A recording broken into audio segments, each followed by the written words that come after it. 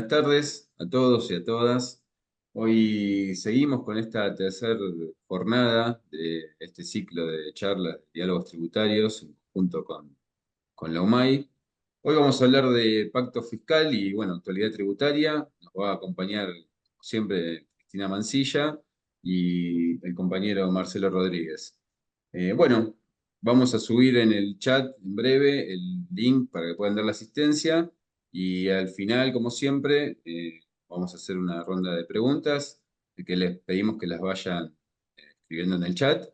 Y bueno, recordarles también que el 11 de julio tenemos la cuarta jornada de este ciclo sobre el uso de la naturaleza, fuente de los recursos del Estado. Nada más, dejamos con los expositores y bueno, que lo disfruten y cualquier consulta al final de la charla. Muy bien. Como siempre, tengo unas diapositivas para compartir con ustedes que luego serán enviadas, presumo, por nuestros compañeros desde la Secretaría de Capacitación. Así que voy a pasar a compartir la presentación de acuerdo a los periodos de corte. Ustedes saben que todos los meses lo que hacemos es un poco plantear todas las novedades, o al menos las más relevantes en materia impositiva y previsional, respetando de esta manera, ¿sí?, cuáles han sido hoy las modificaciones sobre las cuales tendríamos que tener presente, ¿sí?, algunos conceptos. Siguiendo cronológicamente el orden de las publicaciones, la primera que tengo para presentarles en el día de la fecha es la resolución 186 de ANSES, publicada el 17 de mayo del 2024. Esta resolución en realidad se apoya en lo que es la ley 27.609. Esta ley fue la que sustituyó el artículo 32 de la ley en este caso, aportes y contribuciones en materia de seguridad social, que es la ley 24.241, la cual, recordemos, modificó la forma de calcular la movilidad. Si bien corresponde a ANSES elaborar y aprobar el índice trimestral que se va a utilizar para su actualización, recordemos que la movilidad no es más que un mecanismo por el cual se determinan los haberes a través de un índice que surge la actualización de esos haberes a través de este cálculo aritmético de sumar el 50% del aumento trimestral de la recaudación de ANSES por el 50% de la variación de los salarios. Y el haber reajustado nos pone en un límite entre un haber previsional mínimo y un máximo vigentes a cada periodo. Con respecto a esta actualización trimestral, el decreto de necesidad y urgencia, que es el 274, modificó y reemplazó el artículo 32 de esta ley 24.241, estableciendo a partir de julio del año 2024 que los haberes se van a actualizar mensualmente. ¿Cómo las van a actualizar? A través de las variaciones del índice de precios consumidor. En este caso, la resolución 186 plantea una actualización del valor de movilidad que va a incrementar los saberes previsionales. En este caso, a partir de junio 2024 será del 41.48% y a partir de junio 2024, según la redacción, el incremento será del 8.83%, tema que saben ustedes está todavía bajo discusión. Otra norma publicada por ANSES fue la resolución 188, donde se estableció a través del artículo 32 de la ley 24.241, como les dije en la anterior, una fórmula de cálculo de movilidad. Con el decreto de necesidad de urgencia 274 se han establecido una serie de incrementos y adelantos que superan la movilidad de junio, y una buena noticia, que no se descontará la diferencia, la que se considera ya incorporada al haber previsional, y si el monto fuera menor a dicho aumento, se va a abonar la diferencia. También dispuso ANSES publicar una actualización del valor mensual de la prestación básica universal, la pensión universal para adulto mayor, según la variación del índice de movilidad. Recordemos, para todos aquellos que hoy están evaluando y saber cómo se conforma el haber previsional, la jubilación ordinaria se compone de 3 prestaciones: la prestación básica universal, la prestación compensatoria, que va de la mano de aportes anteriores al 30 de junio de 1994, más la prestación adicional por permanencia, que se vincula con los aportes posteriores al 30 de junio de 1994. Dicho esto, les cuento que esta resolución 188 ha actualizado los haberes mínimos y máximos a partir de junio 2024, y el haber mínimo, lo mínimo que cobraría una persona jubilada o pensionada, son 206.931,10. El haber máximo es de 1.392.450,38. Estos importes son los que le implican a ustedes el parámetro de lo que sería el salario bruto. También se establece que la base imponible sobre la cual se van a calcular aportes, especialmente lo que es PAMI, ¿sí? Esto se toma un mínimo entre 69.694,36 y 2.265.033,81. ¿Por qué estos importes tan extensos y con centavos? Porque se están actualizando a través de un índice que es el conocido como IPC. Con respecto a la prestación básica universal, la cual está definida en el artículo 19 de la Ley Previsional, a partir de junio del 2024, la suma que corresponde a esta prestación básica mínima es de 94.661,54, y se establece que la pensión universal para adulto mayor, acuérdense, aquellas personas que tienen más de 30 años de aporte, pero que les faltan años para poder obtener la jubilación ordinaria, los 65 años en el caso de varones o 60 mujeres, pueden optar por la pensión universal, que equivale al 80% de lo que sería una jubilación en actividad, y que es temporal hasta que puedan gestionar su jubilación ordinaria. Para junio del 2024, la suma base imponible será de 165.544,88. El 21 de mayo del 2024 se publicó la resolución 3. Esta resolución pertenece a la Comisión Nacional de Trabajo de Casas Particulares. Es lo que usualmente se menciona el haber de servicio doméstico. Esta comisión sería la que tiene la competencia para mejorar las condiciones laborales, sería nuestro sindicato, AEFIP. Para domésticos es la Comisión Nacional de Trabajo de Casas Particulares. Esta comisión representa a domésticos y ha dispuesto que a partir del 1 de abril del año 2024 van a recibir sobre sus saberes, tanto por hora, con retiro o sin retiro, un incremento del 11% sobre las remuneraciones dependiendo de las categorías. Y a partir del 1 de mayo, sobre la base de abril, van a tener un nuevo incremento, ¿sí?, del 7%. Y algo que, como Diálogos lo sigue gente de todo el país, tengan en cuenta que tiene domésticos un adicional por zona desfavorable que incrementa el haber publicado en un 30%, dependiendo de la categoría del personal, siempre que esté radicado en provincia de La Pampa, Río Negro, Chubut, Neuquén, Santa Cruz, Tierra del Fuego, Antártidas e Islas del Atlántico Sur, o en el partido de Patagones de la provincia de Buenos Aires.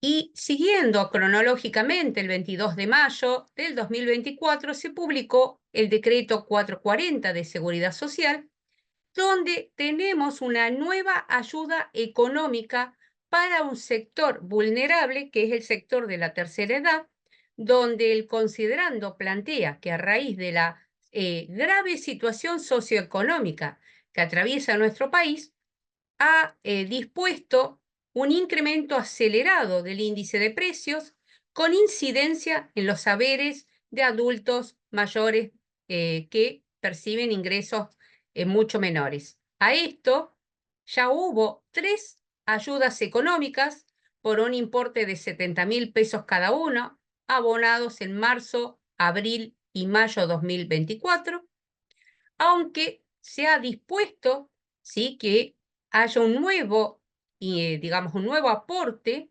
En este caso va a haber una nueva ayuda en junio 2024 por un importe equivalente a 70.000 pesos, ¿sí?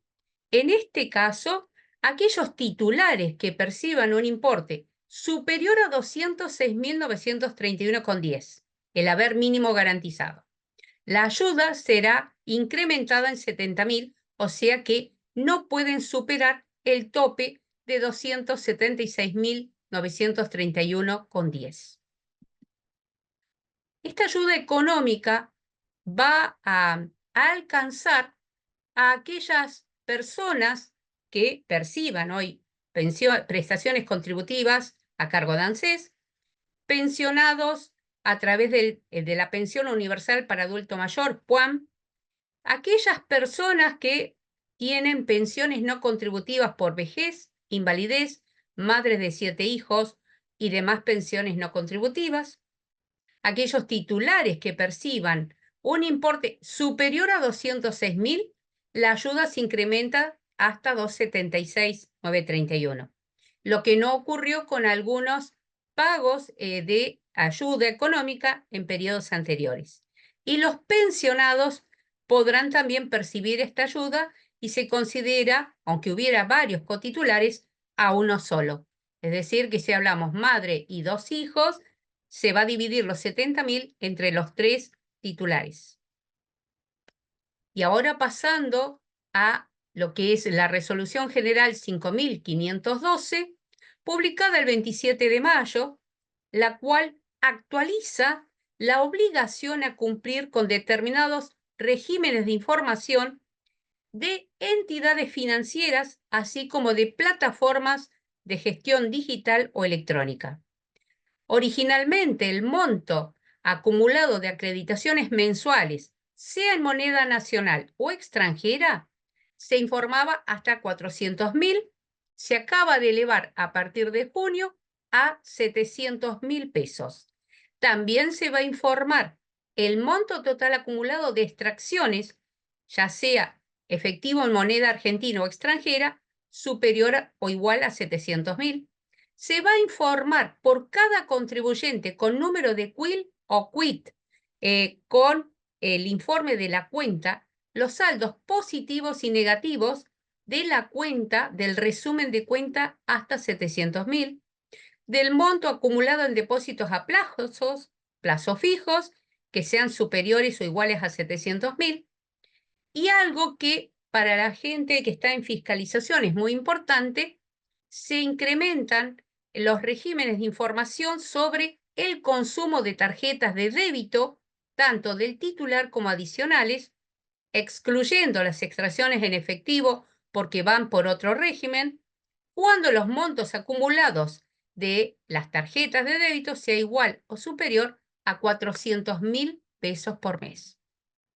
Esta misma resolución establece que dentro del régimen para entidades del mercado de capitales, la AFIP actualizará cada 6 meses estos importes a través de la aplicación del IPC, Índice de Precio Consumidor, y los nuevos valores van a ser de aplicación para obligaciones cuyos vencimientos ocurran a partir del 1 de agosto y 1 de febrero. También se actualiza la resolución 4.614. Esta resolución es sobre herramientas y aplicaciones informáticas relacionadas con movimientos de activos virtuales y no virtuales, disponiendo que todo ingreso o egreso, ya sea efectivo, transferencia bancaria, moneda extranjera, moneda digital, a través de transferencias bancarias o virtuales, se deben informar la operación con todos los datos que mencionaba, lo cual en monedas digitales es importante, cuando el monto supere 1.400.000 pesos por mes calendario, sean residentes argentinos o extranjeros. Con respecto a la Resolución General 5.513, publicada el 27 de mayo del 2024, se modifican dos resoluciones generales, una, la que establece cómo se debe ingresar la retención de impuesto al crédito y débito en cuentas bancarias y otras operaciones. Así también modifica la Resolución General 4.659, que define cómo debo ingresar y pagar las declaraciones juradas por parte de los agentes de retención del impuesto país. En esta oportunidad se prorrogan los vencimientos de ambos gravámenes y donde el periodo comprendido entre el 16 al 22 de mayo, inclusive, cuyo vencimiento opere 27 de mayo, va a poder cumplirse sin intereses hasta el 31 de mayo del 2024 inclusive. La Resolución General 5.514 se vincula con la presentación del formulario 572 web 572, que en la práctica conocemos como el formulario 572 SIDADIC trabajador, en el cual un empleado, jubilado, pensionado, un actor, exteriorizan aquellas erogaciones que la Resolución General 4003 admite descontar de la base imponible de ganancias.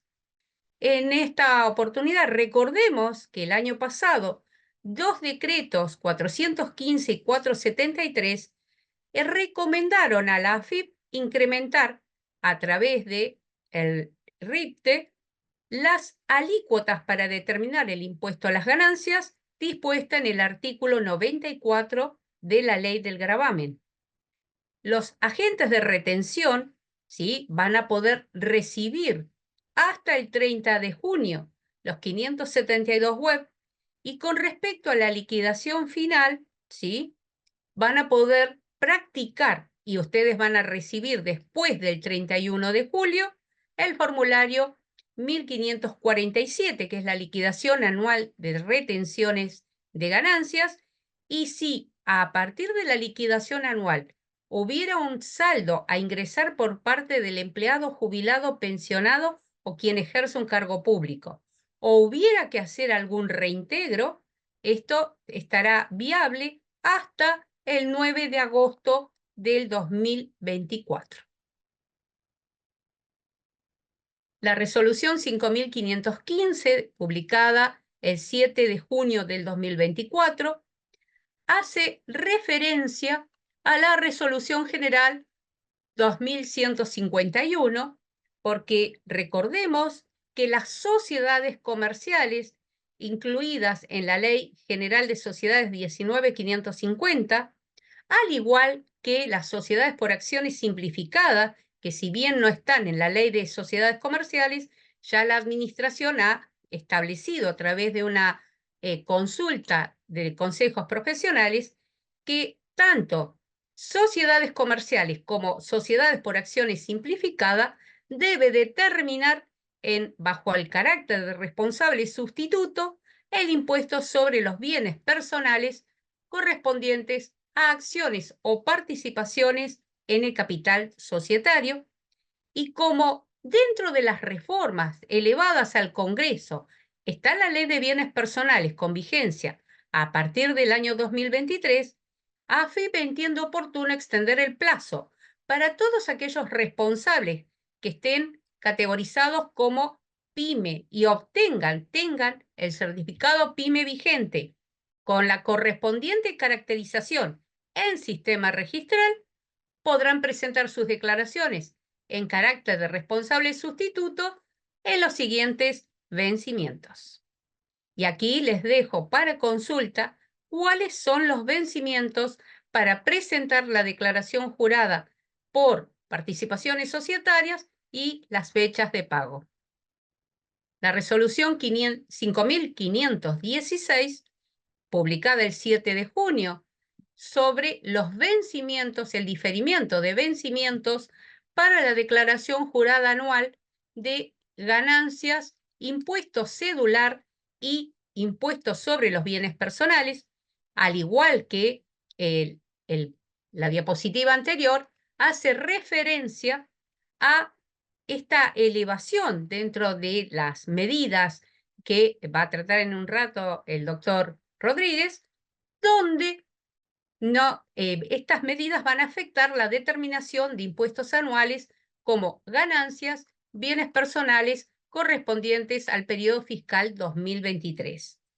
Y ante un contexto tan, digamos, difícil, porque todavía no tenemos precisiones, y que va a impactar en la liquidación anual, extienden el plazo de los respectivos vencimientos para personas humanas, sucesiones indivisas, que les presento a continuación.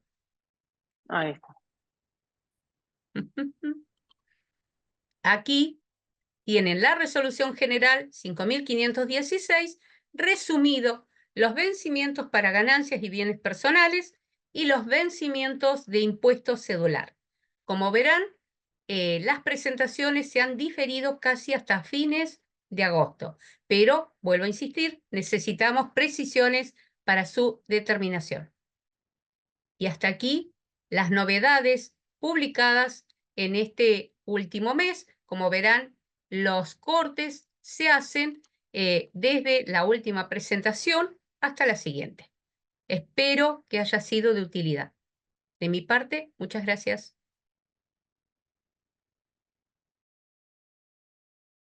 Muchas gracias, excelente. Muchas gracias. Muy amables. Muchas Matías, gracias. si querés Bueno, presentar el currículum del doctor Rodríguez. sí, después lo vamos a estar enviando. Le damos directamente el uso de la palabra al doctor Rodríguez para que nos hable del tema de hoy. Bueno, muchas gracias. Buenas noches a todos. Muy honrado y agradecido por esta convocatoria. Cristina, que sos muy gentil y amable por haberme convocado una vez más. Voy a hacer una presentación sobre el paquete fiscal. Igualmente voy a hacer algunos comentarios previos. Hoy ha sido un día muy intenso realmente. Sin pretender ser naturalmente autorreferencial. Arranqué el día muy temprano, me había acostado muy tarde ayer porque esperaba ansioso ver cómo se resolvía la votación de la ley bases. Yo hoy tomé examen a las 7 de la mañana en UBA, por lo cual ya a las 5:05:15 no pude dormir más y empecé a seguir el debate legislativo del paquete fiscal. Mientras iba a la facultad seguía escuchando detenidamente las alocuciones de los diputados, de los senadores, e iba viendo cuál iba siendo el derrotero de cada uno de los títulos. Y ya mientras tomaba examen empecé a recibir llamados de los medios, de las radios, como para que comentara las novedades, cosa que no paró durante todo el transcurso del día de hoy. Parece que la doctora Mancilla hubiera previsto esto de alguna forma, ya que llegamos al día de esta presentación con la aprobación de la ley del paquete fiscal, más allá de algunas controversias que va a generar el rechazo parcial de algunos de los títulos, pero yo pensaba que puntería la doctora Mancilla justo puso este tema en el tapete justamente el día en que logró ser aprobado. Yendo directamente a la presentación del material, antes de comenzar la exposición, tuve un intercambio de WhatsApp con la doctora Mansilla, a efectos de comentarle qué es lo que yo iba a exponer, porque obviamente, en rigor de verdad, esta debe ser la tercera o la cuarta versión de este PowerPoint que he elaborado con el proyecto original allá por el mes de enero-febrero, que devino después en una segunda versión que terminó teniendo algunas modificaciones en comisión en diputados. Cuando entró en diputados tuvo modificaciones, tuvo el dictamen del Senado y ahora tiene la sanción, digamos, la sanción del Senado, en un derrotero que, como ustedes saben, en diputados se aprobó el 29 de abril, el dictamen del Senado fue el 30 de mayo y recién hoy tenemos la aprobación, digamos, del Senado con las particularidades que vemos a continuación. Yo la escuchaba a la doctora Mansilla haciendo referencia a los vencimientos que se postergaron a agosto.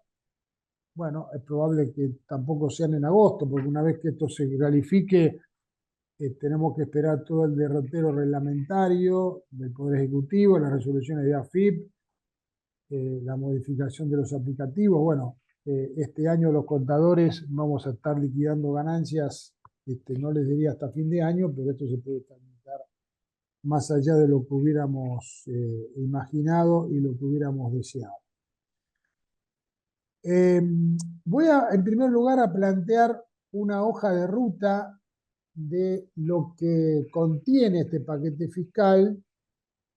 Voy a tratar de hacer una introducción para, digamos, dejar más o menos en claro el escenario de lo que vamos a tener que estar analizando. Y en cada caso voy a tratar de contemplar las consideraciones vertidas tanto en diputados como en el seno del Senado en comisión y lo que finalmente terminó siendo aprobado parcialmente durante el día de hoy, la madrugada de hoy.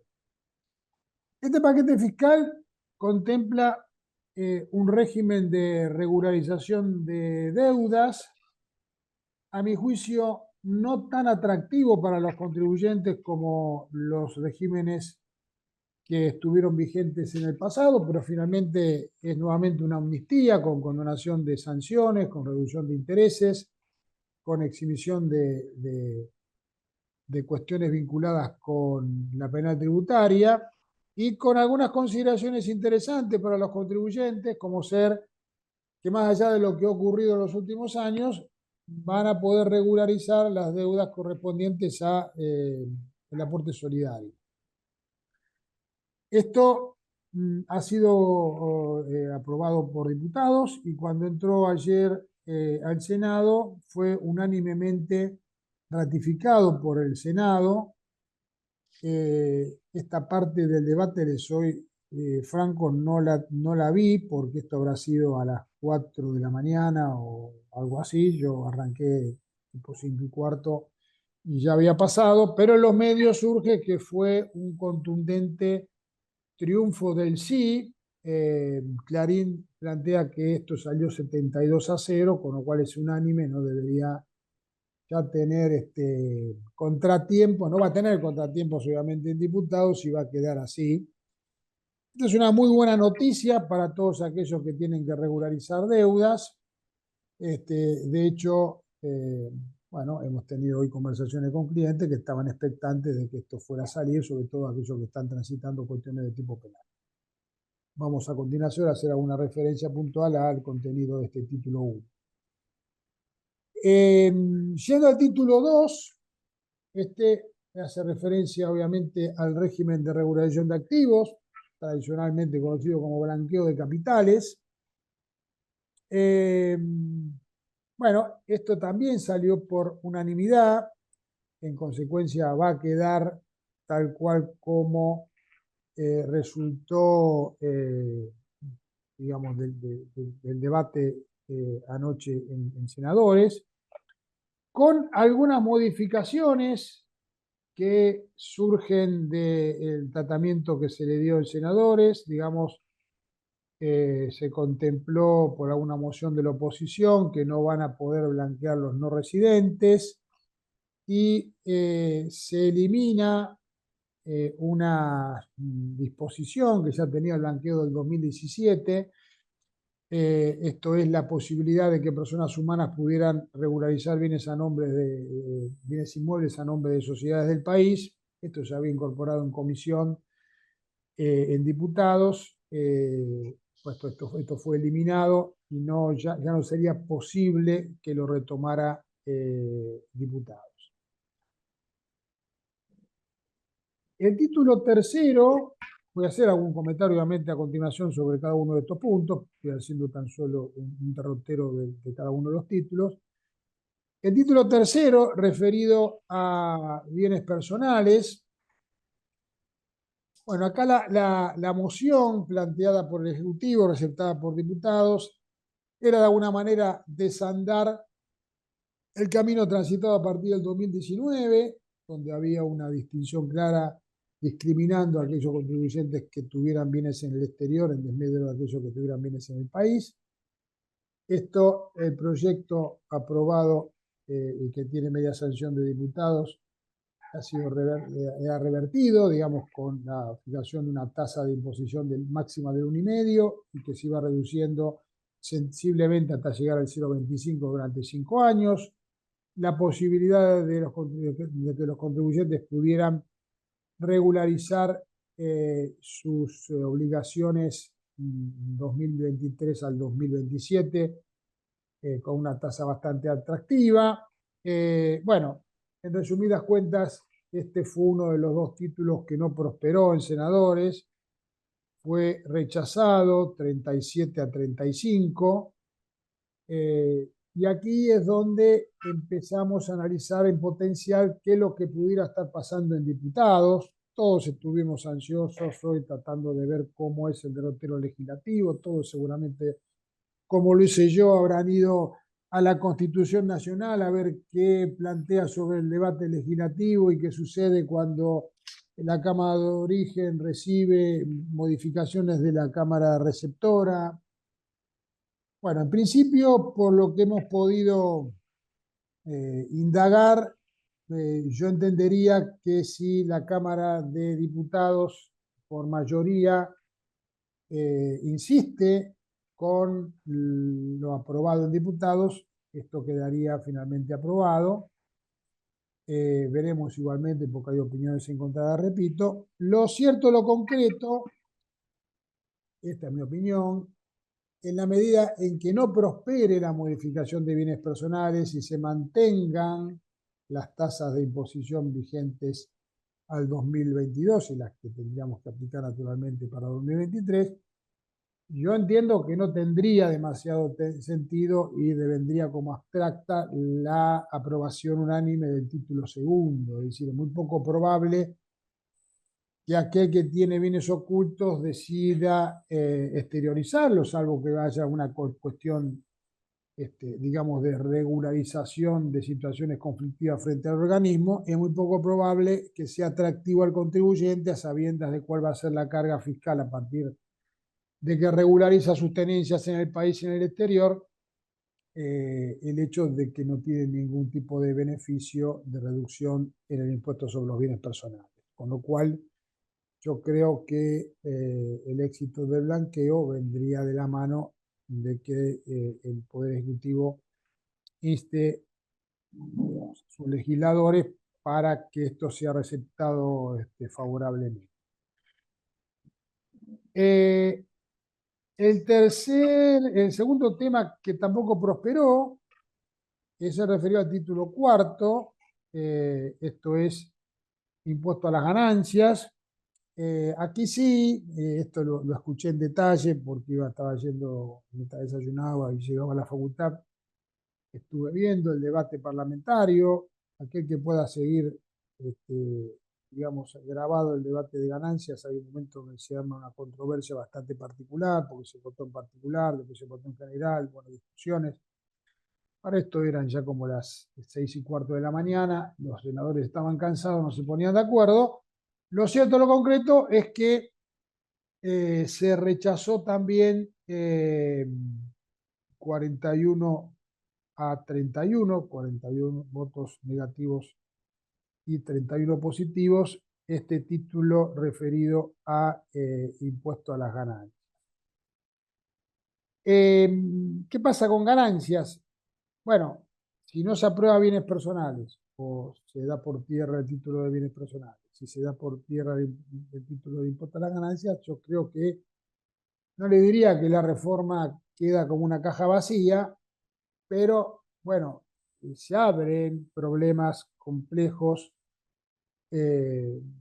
digamos, no tan solo para los gobernadores que van a perder los ingresos que están deseando coparticipables, sino adicionalmente se nos abre un escenario complejo para aquellos contribuyentes que lamentablemente van a tener que pagar impuestos a las ganancias por el año 2023, porque no tan solo en ganancias tenemos una modificación que, digamos, hace como una suerte de regreso de la cuarta categoría, por eso yo pongo vuelve la cuarta categoría, no vuelve entonces la cuarta categoría, no tan solo eso, sino que aquellos que han gozado de los beneficios de las disposiciones reglamentarias impulsadas por el gobierno anterior, hoy van a ver una exacción en el monto de sus futuras remuneraciones, porque cuando se haga el cierre de su declaración jurada anual como empleado de relación de dependencia, pues se extendió en el tiempo, bueno, van a sufrir la retención que no han sufrido. Esto evidentemente va a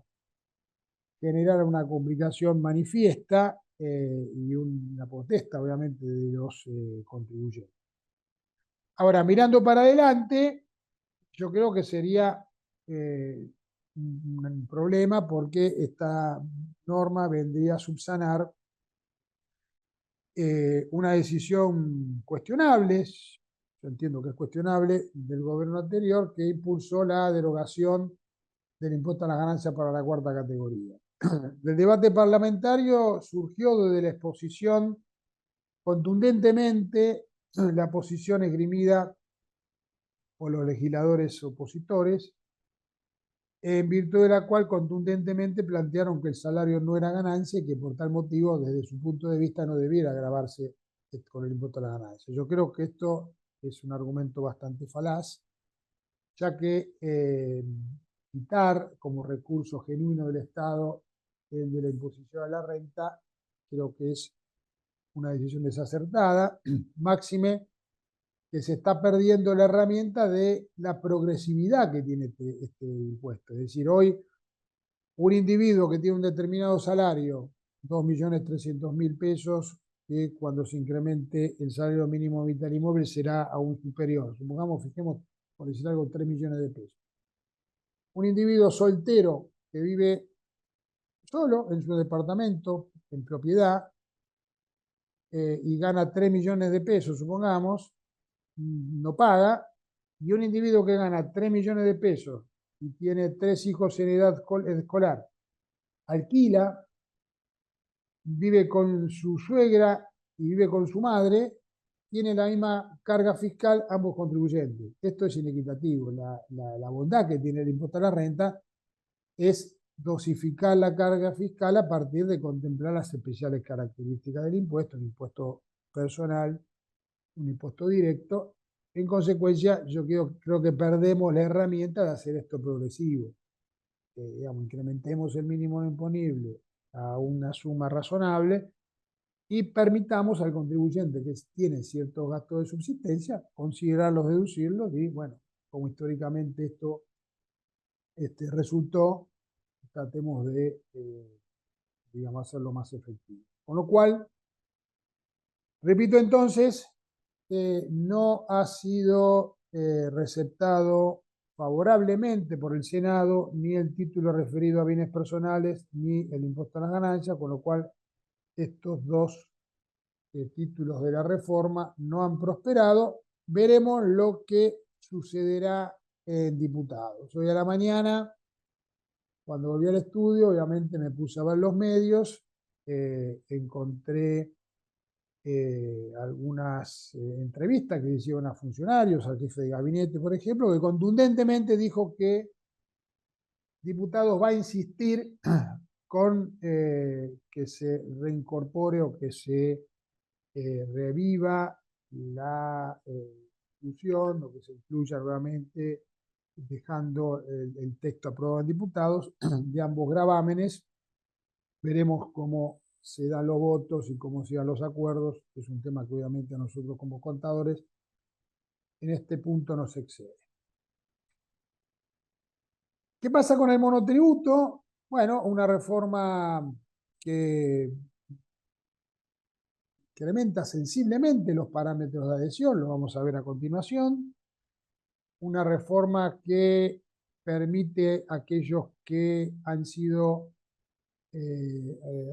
excluidos del régimen en función de superar los parámetros de adhesión. Hoy estamos trabajando en servicios con un parámetro de facturación que no supera los 12 millones de pesos, se llevaría a los 68 millones de pesos.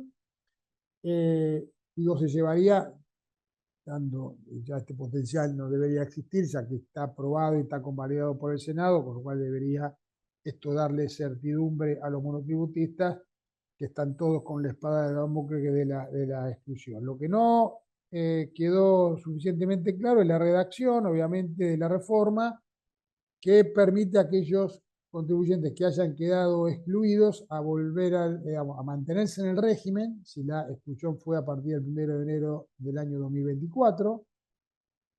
Una propuesta de la oposición, la madrugada de hoy, planteaba retrotraer esto al año 2023, no fue aceptado. Lo que no queda suficientemente claro es qué pasa con aquellos contribuyentes que se han autoexcluido. Y si me di cuenta que me pasé, me fui al régimen general en febrero. ¿Puedo volver? Bueno, al principio no está nítidamente contemplado en la letra del texto.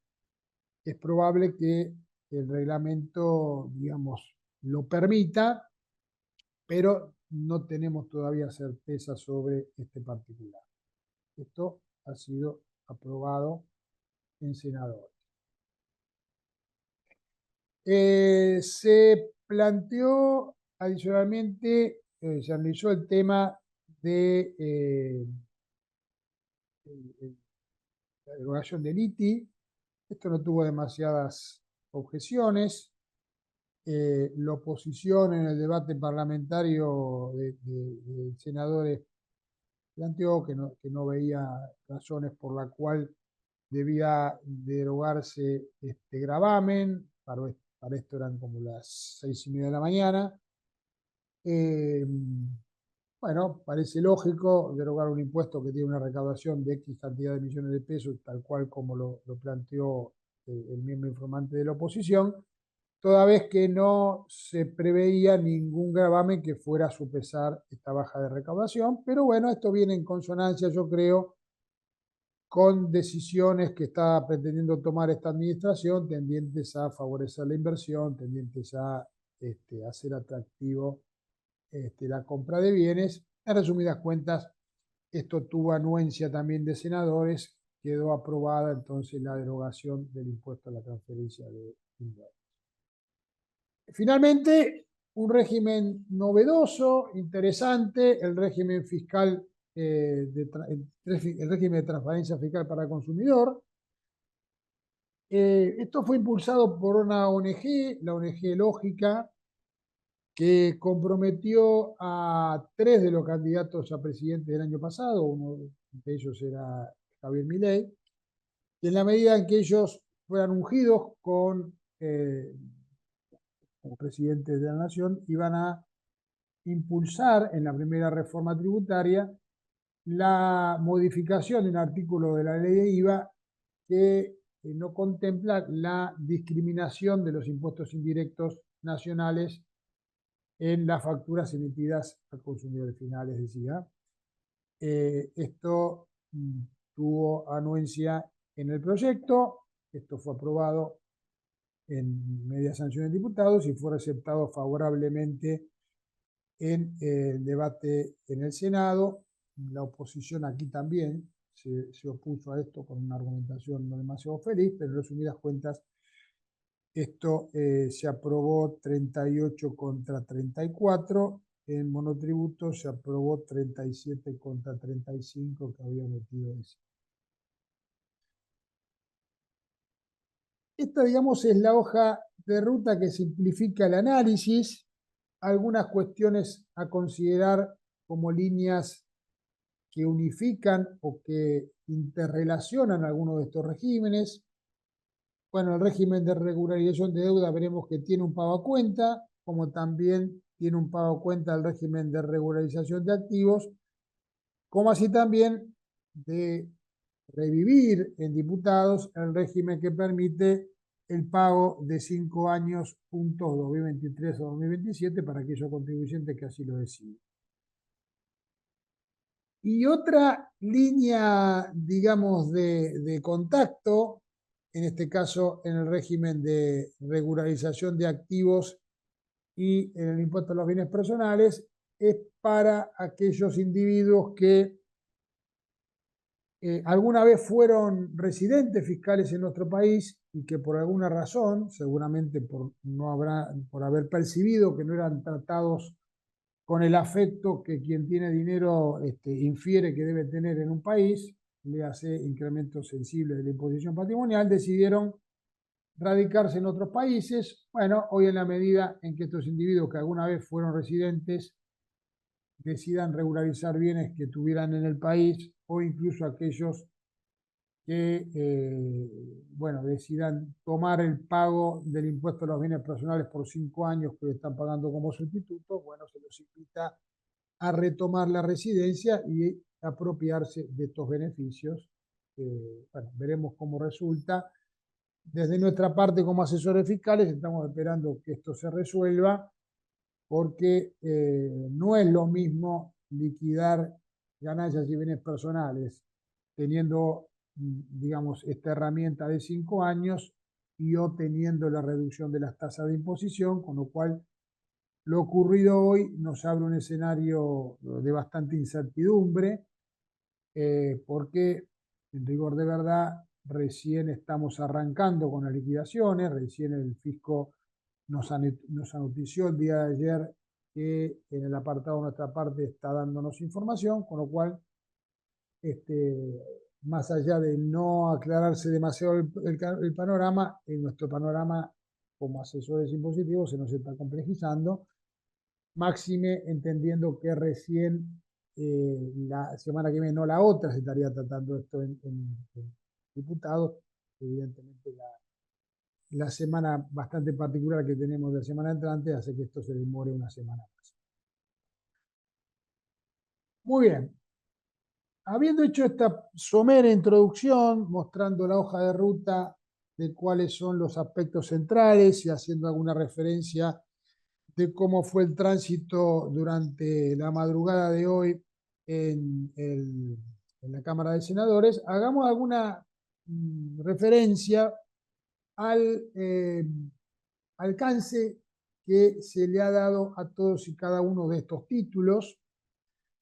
Me voy a permitir hacer la referencia a lo que contiene la propuesta de reforma de ganancias y bienes personales, con la idea de que esto va a ser reflotado o sería reflotado en diputados, más allá, repito una vez más, de lo que pudiera ser alguna definición más política que técnica. También leía que habría un acuerdo parlamentario con parte de la oposición, donde algunos legisladores habían perjurado que no iban a insistir con modificaciones una vez que volviera a diputados, y por un tema de nobleza obliga iban a aceptar lo que pasó en senadores. Bueno, son cuestiones, repito una vez más, que no se exceden. Ahora, yendo al régimen de regularización de deudas, esto fue aprobado unánimemente por senadores. Cuento que se votó esto por títulos. Bueno, los contribuyentes podrán entonces regularizar sus obligaciones vencidas al 31 de marzo del año 2024, y el plazo de acogimiento va a estar dado durante los 150 días corridos de la fecha de entrada en vigencia de la reglamentación que dicte la FIP. Ahí, naturalmente, es donde se van corriendo los plazos, porque uno cuando se pone a analizar no la enfermedad, sino que se pone a analizar cada paciente que tiene una determinada enfermedad o que tiene un determinado padecimiento, bueno, cada caso debe ser analizado concretamente. Entonces, si va a presentar bienes personales del 2023, tal vez decida blanquear y tal vez tenga deuda para regularizar. En consecuencia, bueno, ¿qué hago primero? ¿Presento la declaración jurada en agosto o me tomo los 150 días hasta que entre en vigencia la reglamentación, sobre todo si hubiera que regularizar situaciones por una fiscalización en curso? Bueno, evidentemente esta demora en el tratamiento legislativo complejiza la tarea de los profesionales y obviamente yo me pongo también en la cabeza y en el cuerpo de los funcionarios del organismo, también les complejiza la vida a ellos y ni que hablar al Estado Nacional, que son recursos que se demoran en ser exteriorizados y que entran a las arcas del Estado. Dentro de las obligaciones comprendidas, bueno, en general, las obligaciones impositivas de seguridad social, incluso las que se encuentren en discusión administrativa, contencioso administrativo judicial, con lo cual esto le propone al contribuyente desandar aquellas controversias que está llevando adelante con el Fisco Nacional en cualquier instancia. Incluso se pueden regularizar obligaciones prescriptas, pero que regularizando la causa por la cual se inició la acción penal, el contribuyente pudiera, digamos, desandar o pretender desandar las causas penales que pudiera tener en curso. La novedad, lo dicho, se puede regularizar el aporte solidario. Esto es un tema que en los últimos meses los contribuyentes que no lo habían ingresado empezaron ya a preocuparse, ya que empezaron a llegar las previstas, las vistas de los procesos determinativos. En general, los contribuyentes, cuando hacen una evaluación del tema, de lo que dejaron de pagar oportunamente y la reducción de intereses, en general lo que estamos viendo es que los contribuyentes estarían decidiendo adherir al plan para evitar males mayores. Se pueden regularizar obligaciones de agentes de retención y percepción, tanto aquellos que hubieran omitido retener o percibir, como así también aquellos que retuvieron y o percibieron y no ingresaron. Se pueden regularizar los planes de pago que estuvieran vigentes al 31 de marzo del año 2024. Bueno, aquí cuanto más se demore la entrada en vigencia, menor será la posibilidad del contribuyente, sobre todo en los planes corrientes. Y las multas por infracciones previstas por el Código Aduanero, todos estos conceptos se pueden regularizar perfectamente.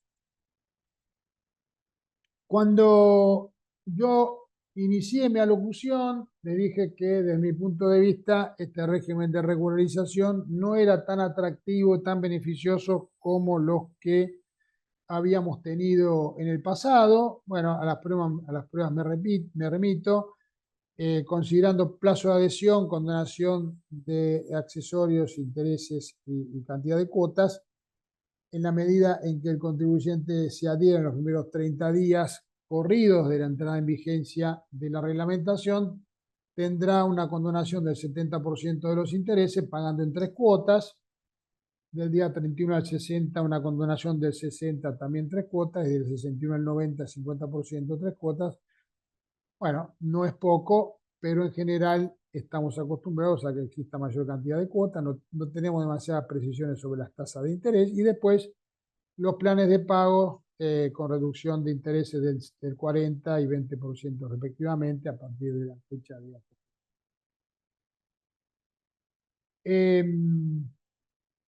Para el caso de los planes de pago vigente, lo dicho, los que no estuvieran caducos al 31 de marzo del 24, a efecto de obtener los beneficios, se mantiene la fecha de consolidación original, a todos los efectos, dice la ley, y los intereses resarcitorios y punitorios devengados a la fecha de consolidación original serán los que se condonarán en un equivalente al 30%. Y la regularización se hará en 3.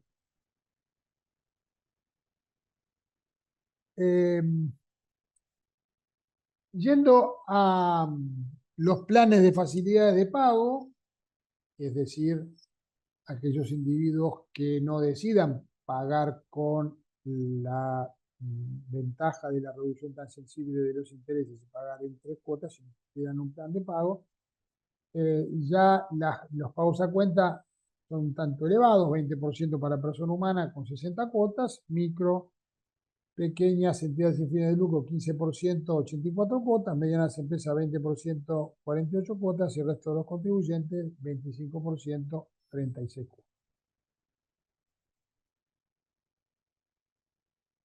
Con relación a la ley penal tributaria, esto siempre es muy atractivo para aquellos contribuyentes que tengan deudas en discusión administrativa, contencioso administrativo judicial, y decidan apropiarse de los beneficios de esta amnistía.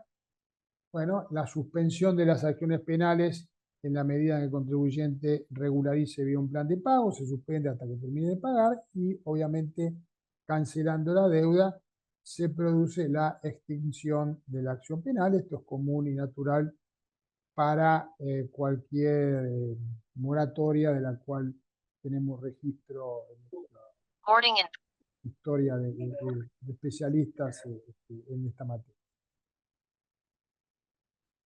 Esto, por otra parte, queda claramente planteado que la acción penal queda extinguida de pleno derecho para aquellos individuos que hubieran regularizado o cancelado las deudas en cuestión con anterior a la vigencia del régimen, el que puede lo mucho, puede lo poco, y obviamente la AFIP quedará dispensada en estos casos de iniciar o formular la denuncia penal. Obviamente, en lo que respecta a las multas, condonación absoluta de las multas, estos regímenes usualmente tienen reducciones importantes de intereses y la condonación de las multas. Esto también apunta a la regularización de deudas correspondientes a planes vigentes al 31 de marzo, con lo cual en estos casos tal vez sea interesante la reformulación del plan en curso si hubiera multas en ciernes y obviamente también la condonación de aquellas multas formales en la medida en que el contribuyente regularice el incumplimiento antes de que finalice el plazo de acogimiento, por ejemplo, aquel que le falte presentar alguna declaración jurada informativa. Y con relación a las multas materiales, digamos, son las que corresponden a obligaciones devengadas hasta el 31 de marzo del 2024, las que están condonadas, siempre y cuando no estuvieran firmes, ¿no es cierto? Yendo a los intereses, lo que la norma contempla es que aquellos que hubieran cancelado la obligación principal con anterioridad al 31 de marzo del 24, los intereses resarcitorios que pudieran haberse generado quedan condonados, incluso aquellos atinentes a los intereses vinculados con los anticipos. Y con relación a los anticipos, también tener en cuenta que en la medida en que se generen intereses por rectificativas de declaraciones juradas, a raíz de este acogimiento también quedarán condonados. Por ejemplo, si se rectificara una declaración jurada de ganancias, los intereses de los anticipos también quedarían condonados. Bien, hasta aquí el primer título referido al régimen de regularización de deudas, tradicionalmente conocido como moratoria. Vamos al régimen de regularización de activos. Aquí yo tengo para mostrarles el aspecto troncal de lo que fue la aprobación que hizo sobre el particular diputados, y voy a ir comentando algunas de las modificaciones que se introdujeron en el debate de ayer. Algunas de ellas vamos a ver que no tienen marcha atrás en tanto y en cuanto han sido unánimemente avaladas por el cuerpo, por la Cámara Revisora. Antes de esto, alguna reflexión, más allá de analizar el tema que nos convoca.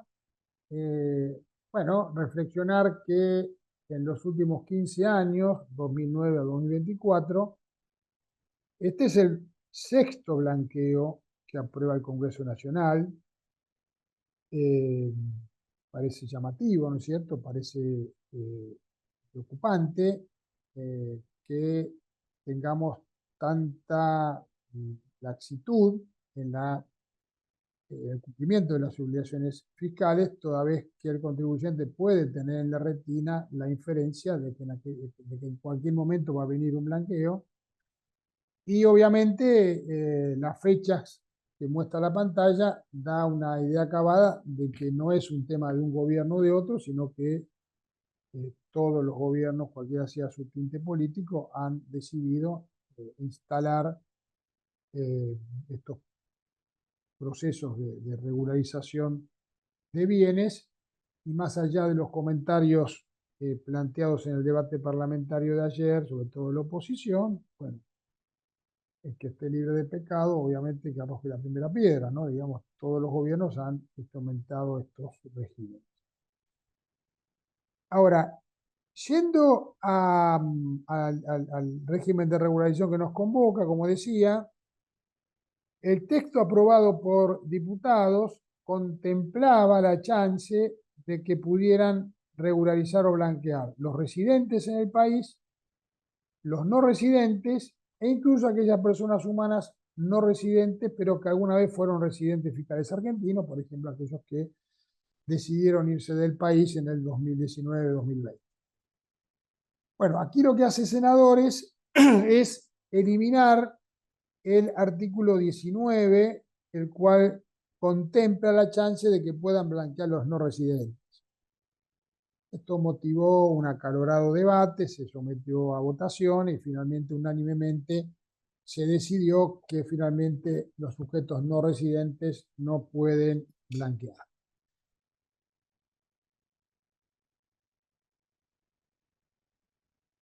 También pueden regularizar aquellas personas humanas no residentes, como les decía, pero que alguna vez fueron residentes.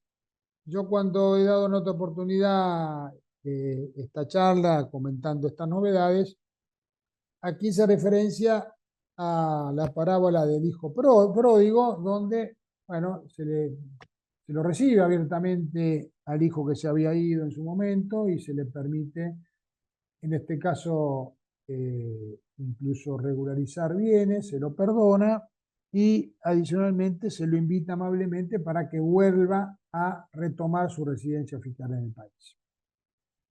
Veremos cómo funciona esto. Yo creo que esto una vez más va a devenir abstracto si no prospera la reincorporación al paquete fiscal de las modificaciones en el régimen del impuesto a los bienes personales. Si no hay modificaciones en bienes personales, esto va a devenir abstracto naturalmente, porque no será atractivo para el contribuyente en virtud de cuál sería entonces la carga fiscal a partir de que vuelva a tener. El plazo de vigencia del régimen de regularización de activos se extiende mucho en el tiempo, a mi juicio, hasta el 30 de abril del 25, pero el Poder Ejecutivo podrá prorrogarlo hasta el 31 de julio del 25.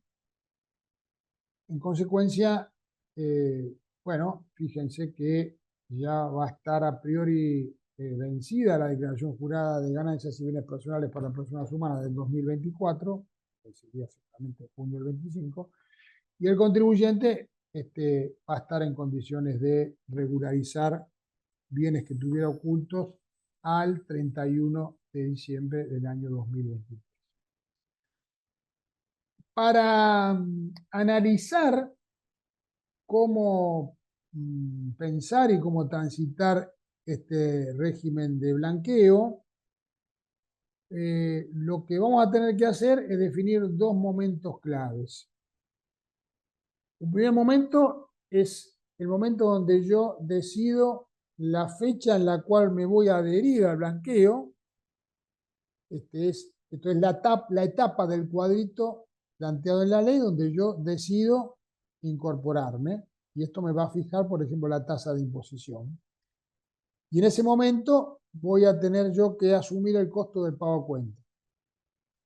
Y tiempo más tarde viene la etapa del cumplimiento formal, donde si yo estuviera dando esta conferencia hace 25 años, diría paga y después presentar los formularios. No se presentan los formularios, sino que presento el aplicativo. Pero no te preocupes por la declaración jurada, por los formularios, vos pagas un anticipo y después presentás la declaración jurada y harás el pago del saldo remanente.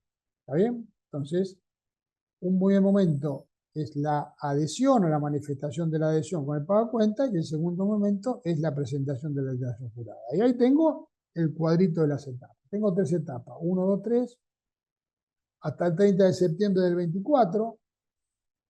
Me quedó corto, me parece que me quedó corto, porque, digamos, estamos ya transitando holgadamente junio, la semana que viene está perdida, con lo cual se nos va a venir encima el 30 de junio rápidamente, ya estamos en julio hasta que se reglamente y demás.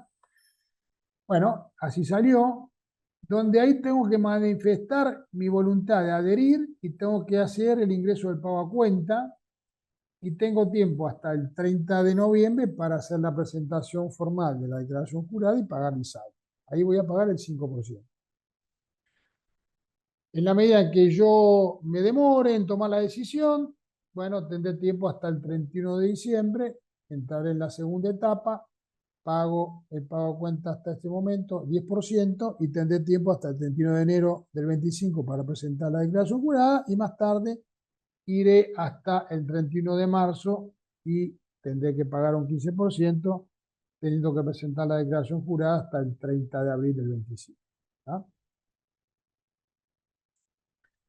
Bueno, a cuestiones de tipo formal, obviamente, si yo tuviera la oportunidad de volver a visitarlos en otra oportunidad, tendría mayor extensión este material, porque debería incorporar disposiciones reglamentarias que debieran estar aclarándose, pero tómenme que la ley dice, bueno, tendrás que presentar una declaración jurada identificando los bienes que estás regularizando, presentar las constancias fehacientes y toda documentación necesaria para acreditar la titularidad, de acuerdo, obviamente, a lo que fije oportunamente la reglamentación.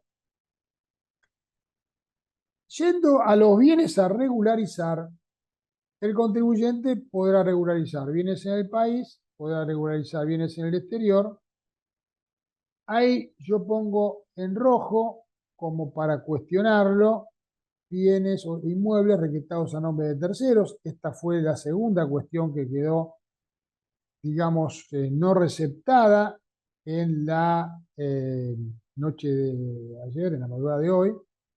Esto no fue aceptado por senadores. Esto también fue votado por unanimidad, con lo cual no habría vuelta atrás. Recuerden que esto en el proyecto original no estaba contemplado, se incorporó en comisión en diputados, el cuerpo lo aprobó y ahora, digamos, fue para atrás. Y obviamente aquellos bienes que están en países considerados no cooperantes o lista negra por el GAFI tampoco podrán regularizarse. A partir de aquí, como la ley habla de bienes en el país, bienes en el exterior y demás, uno va preguntándose, bueno, si no me impiden regularizar ciertos bienes, a priori yo lo podría regularizar. Es decir, dentro de otros bienes, bienes muebles en el país y en el exterior. ¿Puedo regularizar bienes de cambio? Bueno, históricamente, si yo me retrotraigo al blanqueo del 2009, por ejemplo, en aquel momento el organismo había planteado, en el momento se hacía todo bastante informal, contestando preguntas en el ABC de preguntas frecuentes, pero en principio los bienes de cambio no era posible regularizarlos, tal vez ahora la reglamentación diga lo contrario. Lo cierto, lo concreto es que en general al contribuyente no le conviene demasiado, porque si pudiera blanquear, tampoco el día de mañana te vas a poder computar el costo computable, con lo cual, salvo alguna cuestión digamos, extrema, en general no es demasiado conveniente, salvo obviamente para justificar una obra de un fideicomiso, por ejemplo, ¿no? Con relación a qué pasa con los créditos en el país y en el exterior, perfectamente se podían regularizar. Entonces yo diría, lo que es crédito para uno podría llegar a ser un pasivo para otro. Esto en la práctica lo hemos hecho en algún blanqueo, es decir, esos pasivos que el contribuyente no puede justificar, que serían catalogados como un incremento no justificado. Bueno, si alguien exterioriza que fue quien prestó la plata, quedaría entonces liberado a priori el tema. Y alguna controversia referida a las idas y vueltas de los criptoactivos.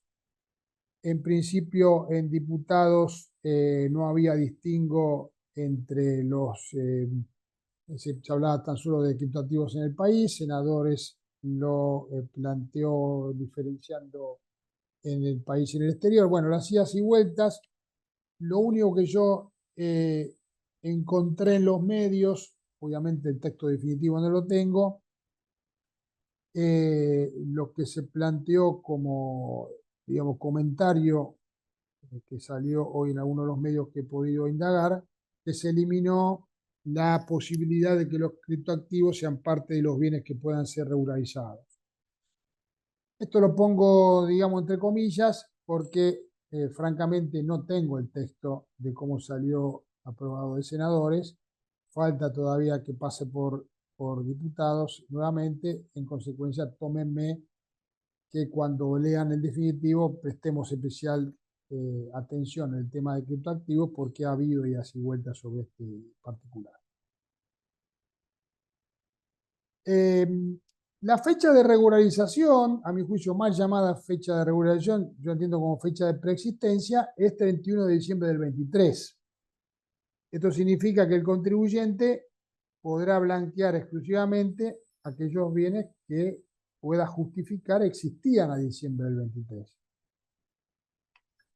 Acá tenemos ya algunos casos que nos han consultado de contribuyentes que, bueno, podían tener fondos ocultos antes de diciembre del 23 y que de manera en consulta giraron esos fondos al país y compraron un bien en febrero del 24.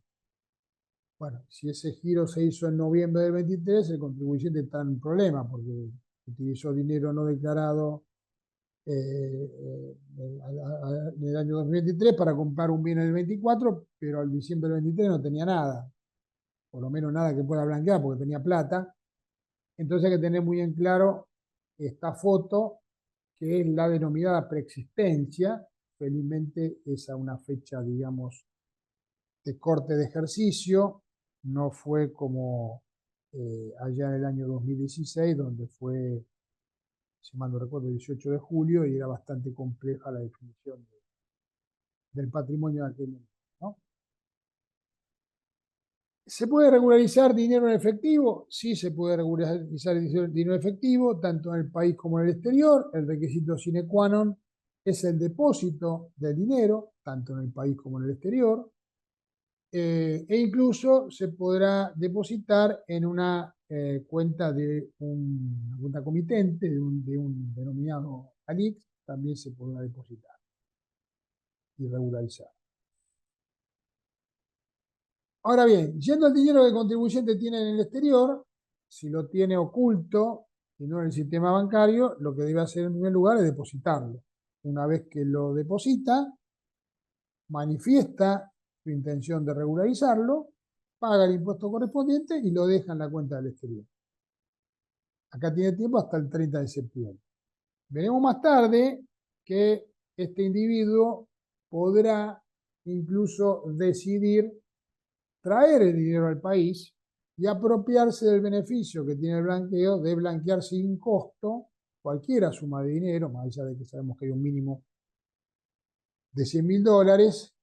Este individuo podrá decidir blanquear la totalidad de su tenencia, digamos $1.000.000, a costo cero, siempre y cuando mantenga ese depósito hasta el 31 de diciembre del 25. Manteniendo ese depósito hasta el 31 de diciembre del 25, paga cero. Tengo $1.000.000 en el exterior, lo traigo, exteriorizo, lo dejo hasta diciembre del 25, no pago nada.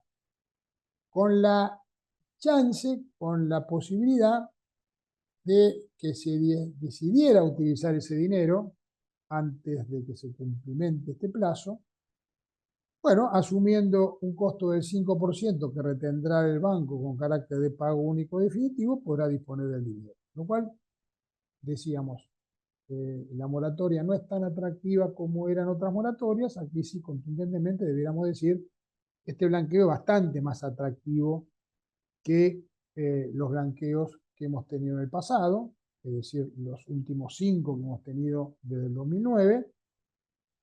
Lo único que va a quedar flojo y que va a hacer que lo que diga no tenga demasiado sentido, repito una vez más, es si no se revive y no se reflota el tema de bienes personales.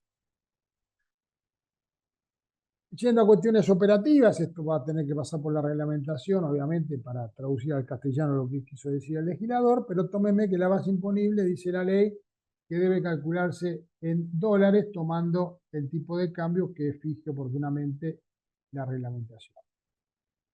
Y que el impuesto a ingresar también deberá ser calculado en dólares estadounidenses. Lo dicho, el mínimo no sujeta impuesto, $100.000. Esto opera como un mínimo no imponible. Es decir, que si yo decido blanquear $101.000, voy a pagar la tasa correspondiente a $1.000.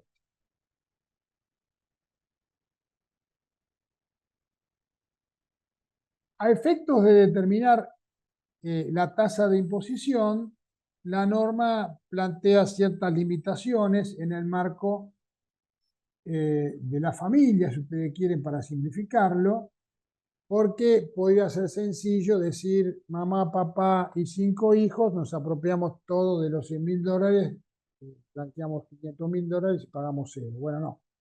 Acá hay que analizar el tema en el marco de los ascendientes y descendientes de primer grado, de consanguinidad y afinidad, los cónyuges y los convivientes, a efectos de, primero, determinar la alícuota aplicable en función al periodo en que se inicia la regularización y también para apropiar este mínimo no imponible que se tomará de manera proporcional.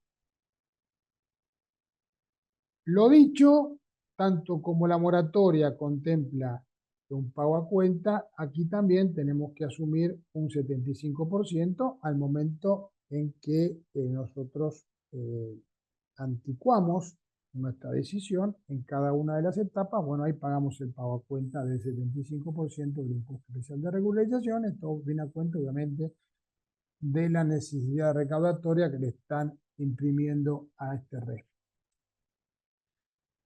Bueno, lo dicho, la opción de no pagar impuestos, de, digamos, exonerarme de tener que asumir una carga fiscal, en la medida, en que el contribuyente mantenga la suma que va a regularizar hasta el 31 de diciembre del año 2025.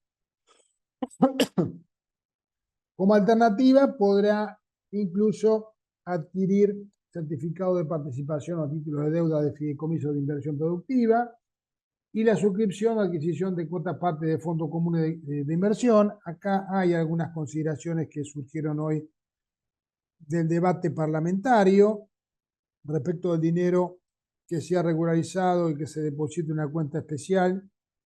Se adicionó, esto lo había planteado senadores, en principio fue receptado en la media sanción que se complementó hoy, se adicionó la posibilidad de que el Poder Ejecutivo promueva la inversión productiva de pequeñas y medianas empresas en las provincias de menor grado de desarrollo relativo a fomentar el crédito de las mismas. Esto, repito, se incorporó en comisión en senadores y en principio habría sido receptado en el recinto durante la madrugada de hoy. En la medida, decíamos, que el contribuyente decidiera hacer uso de estos fondos antes de que se expire el plazo del 31 de diciembre del 25, ahí el banco sencillamente opera como, ustedes quieren, agente de retención o sustituto del impuesto, mejor dicho, se retiene el 5% y queda concluido el tema. Otras excepciones para el pago del impuesto están dadas para aquellos fondos que el contribuyente utilice para el pago del impuesto de regularización o incluso el impuesto especial de reflotarse, obviamente el impuesto especial de bienes personales, cuando se adquiera certificado de participación de deuda o incluso cuando, lo dicho, se compren o se adquieran otras partes de fondos. A continuación, los efectos de la regularización.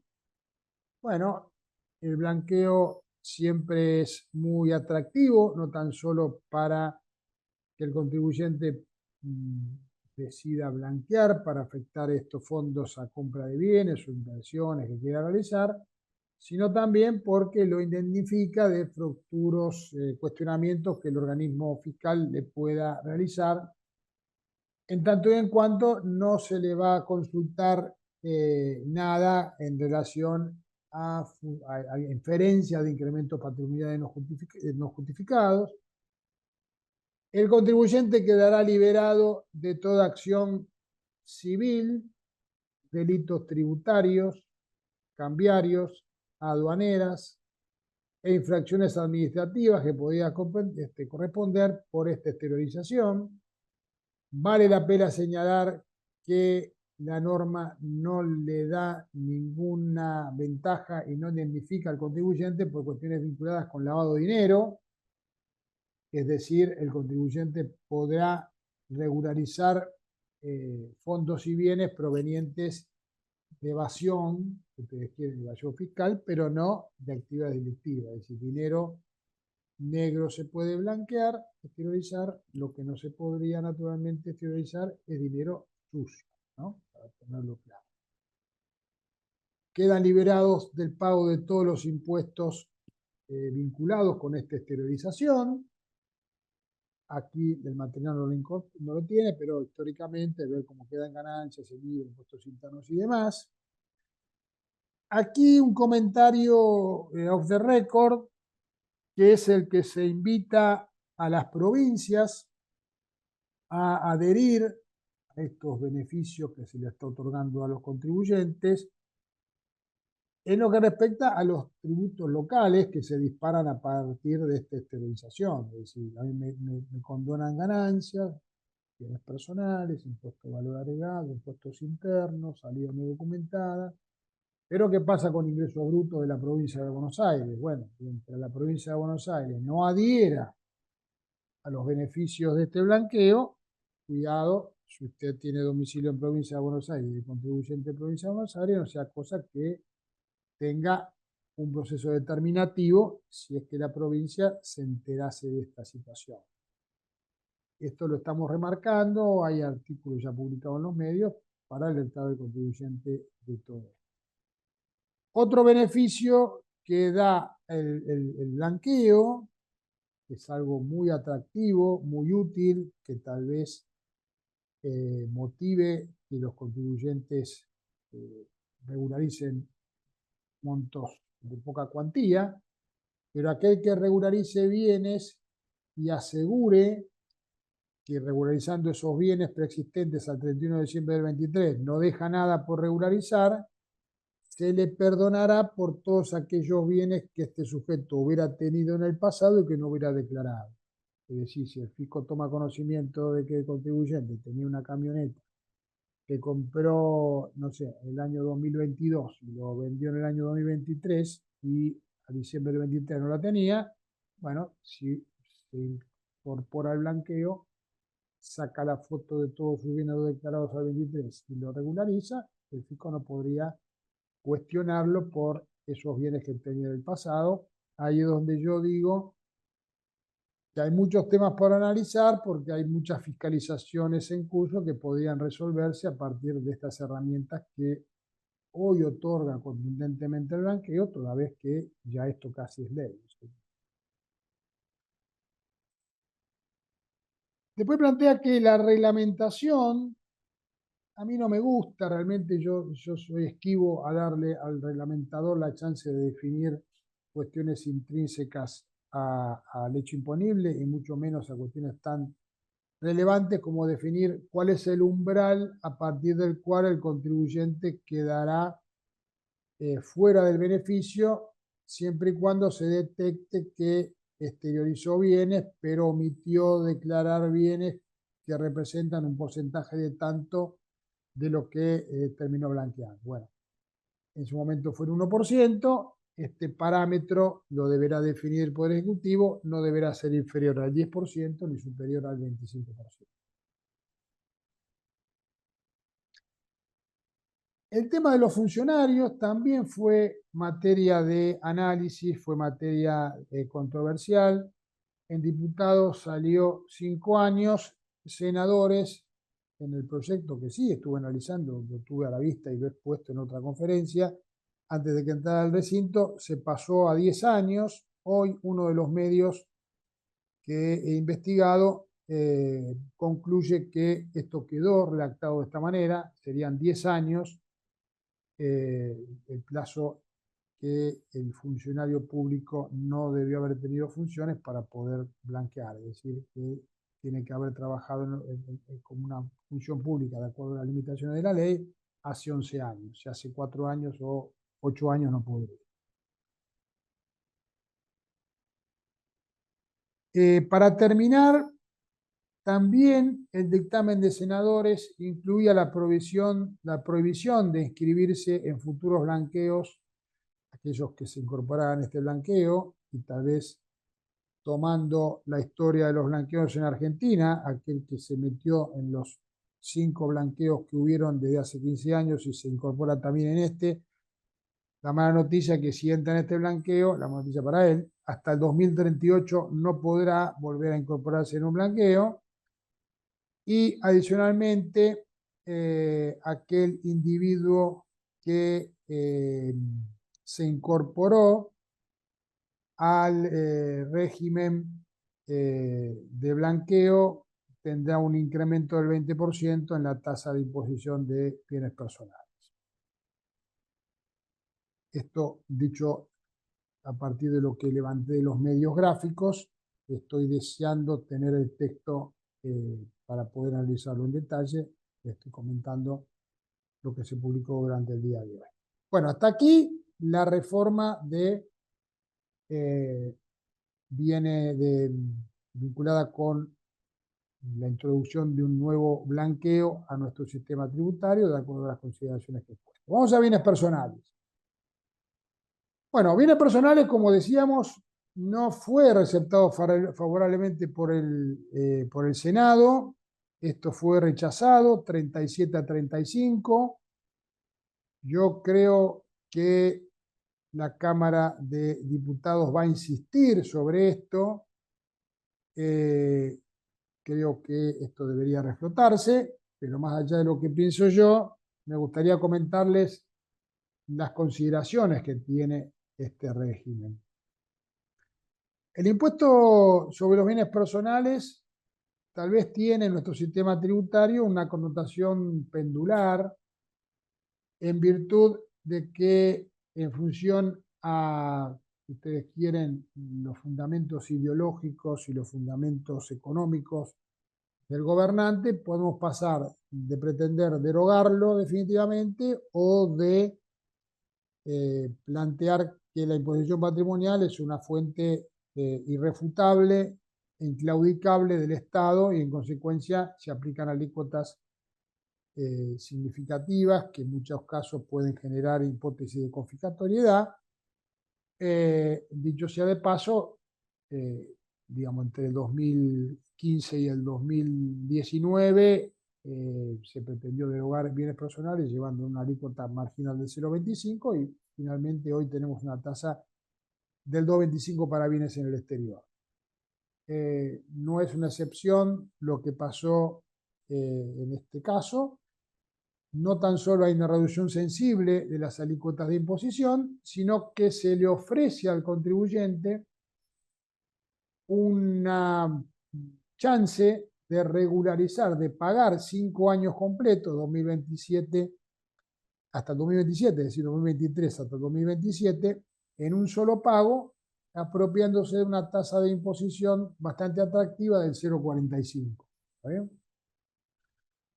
Eso se denomina el REIB, Régimen Especial de Ingresos de Bienes Personales, que repito una vez más, si esto no prospera en diputados, olvídense porque esto no va a entrar en vigencia.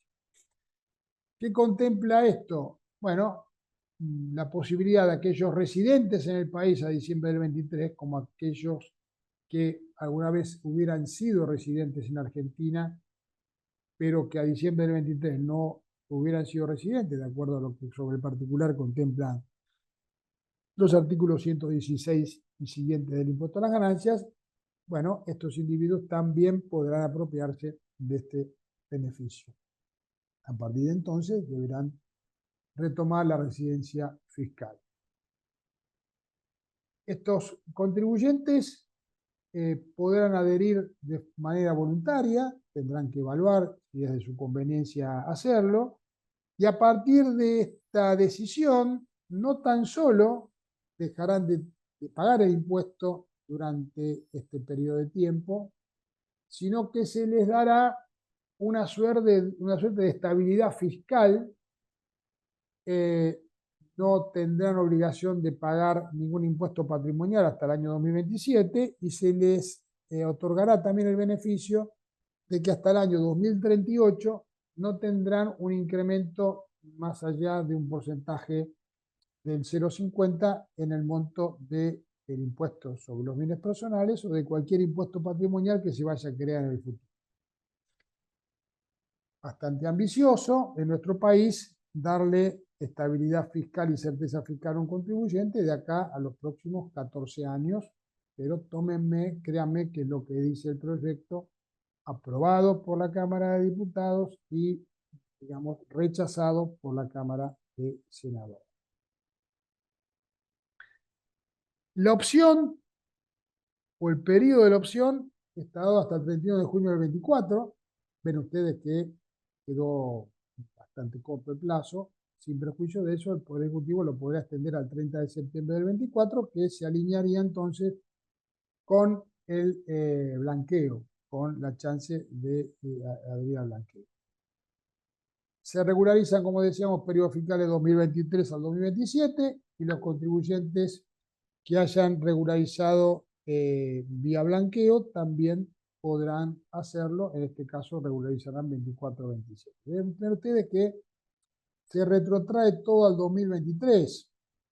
Por tal motivo, no podemos empezar a liquidar bienes personales en tanto y en cuanto no sabemos cuál va a ser la ley a aplicar. Porque esto, si se aprueba, es un camino, y si no se aprueba en diputados, es otro camino. Si estamos digamos, parados con estas decisiones. ¿Cómo se calcula este impuesto especial de 5 años? Bueno, sencillo, tomo todos los bienes que el contribuyente tiene a diciembre del 23, los valúo de acuerdo a la norma del impuesto sobre los bienes personales. Naturalmente no considero las participaciones sociales, que pagan responsabilidad sustituta, y adicionalmente extraigo de todos esos bienes algunos bienes exentos, fundamentalmente inversiones de tipo financiera, títulos públicos, obligaciones negociables, instrumentos destinados a la inversión productiva, cuotas parte del Fondo Común de Inversión que tenga como subyacente estas inversiones. ¿Está bien? En la medida en que estuvieran en patrimonio del contribuyente antes del 10 de diciembre del año 2023. A todo esto se le resta el mínimo no imponible y el mínimo de la casa habitación de corresponder. El monto se multiplica por 5 y se aplica la tasa del 0,45.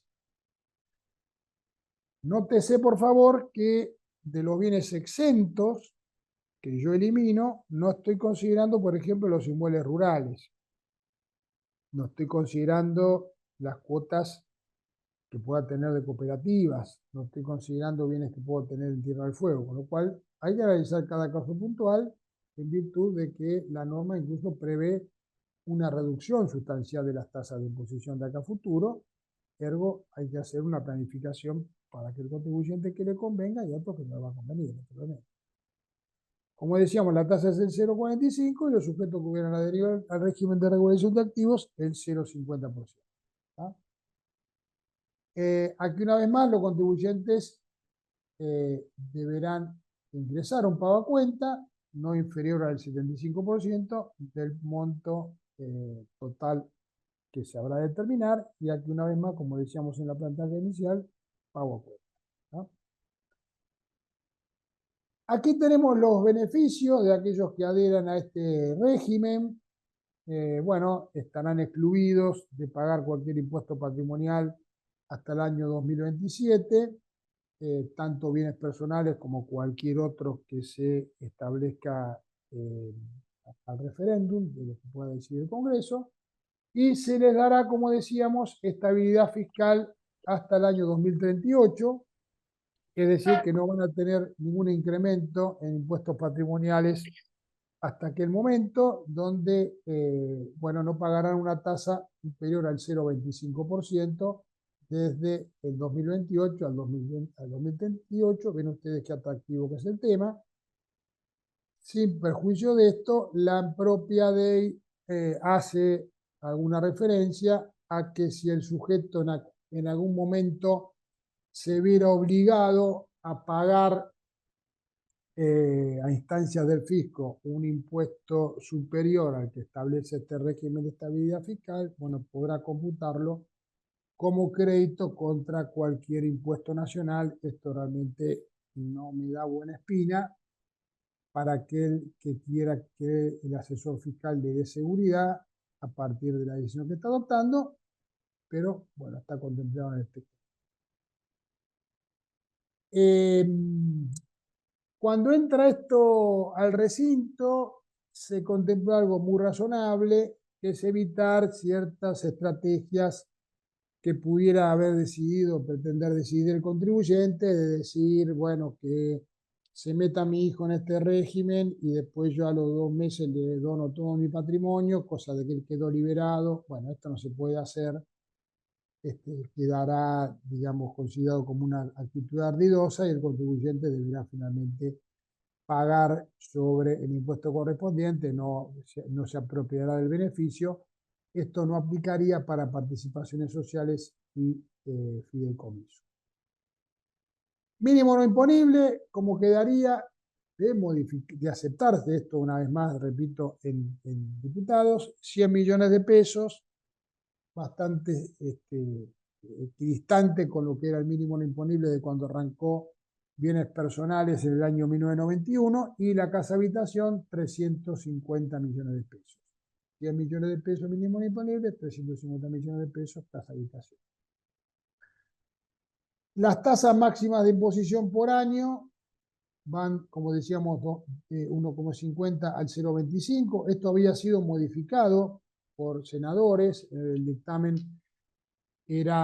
arrancaba en 1,8 y 1,30 terminaba en 2027. Esto de bien abstracto, obviamente, porque directamente digamos, no se aprobó este tipo.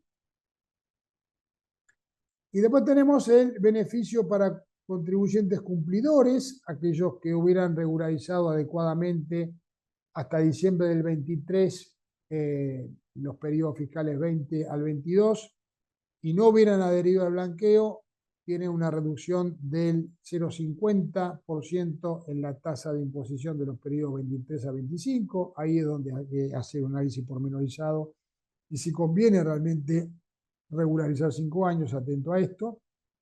Y también esto es atribuible a las micro, pequeñas y medianas empresas, donde se reduce al 0,375 la tasa de imposición para los mismos periodos fiscales, siempre y cuando la empresa hubiera regularizado adecuadamente bien sus obligaciones fiscales del 20 al 22 antes del 31 de diciembre del 23. Esto motiva o ha motivado lo que nos ilustraba la doctora Cristina Mansilla, lo que fue la postergación del pago del impuesto a los bienes personales y sustituto para las pymes, que también se extendió el plazo, atento a que está en cierne la definición de este tema para aquellas empresas que no son pymes.